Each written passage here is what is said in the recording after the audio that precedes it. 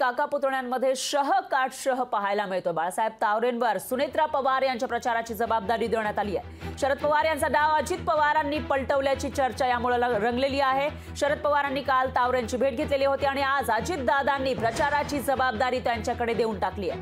माजी केंद्रीय कृषी मंत्री शरद पवारांनी टाकलेला डाव अजित पवारांनी उलटवून लावलेला आहे आणि शरद पवारांना मात दिल्याचं दिसून येत आहे। शरद पवारांनी काल माळेगाव कारखान्याचे माजी अध्यक्ष बाळासाहेब तावरे यांची भेट घेतली होती। त्यानंतर अजित पवारांकडून आता बाळासाहेब तावरे यांच्यावर सुनेत्रा पवार यांच्या प्रचार प्रमुखाची जबाबदारी देण्यात आली आहे। बाळासाहेब तावरे हे अजित पवारांचे निकटवर्तीय मानले जातात। या विषयात माहितीसाठी आपले प्रतिनिधी विकास हे आपल्यासोबत जोडले गेले आहेत। विकास कोकरे, विकास काय सांगाल? बारामतीमध्ये काका पुतण्यामध्ये काटशह पाहायला मिळतो आणि त्याचा हा पुढचा अध्याय नेमकं काय घडलंय?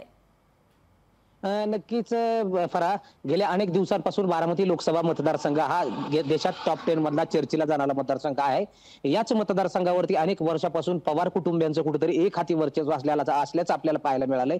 तर दुसरीकडे आता पवार कुटुंबियामध्ये उभी फूट पडल्यानंतर अजित पवारांनी एक वेगळी भूमिका घेतली आणि अजित पवार हे भाजपसोबत सामील झाले।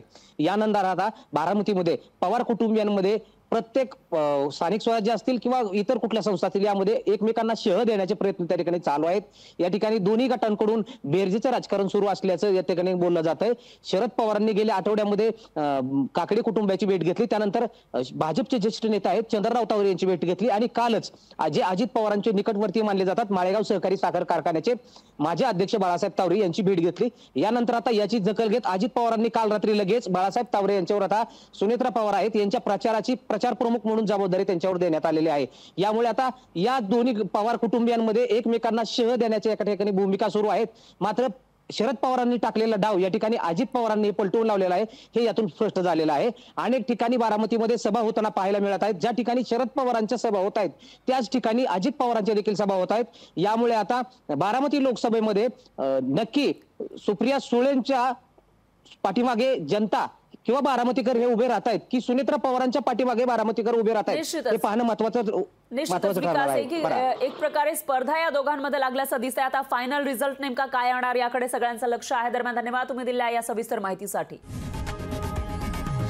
लोकशाही मराठी ऐका, पहा, जागरूक रहा।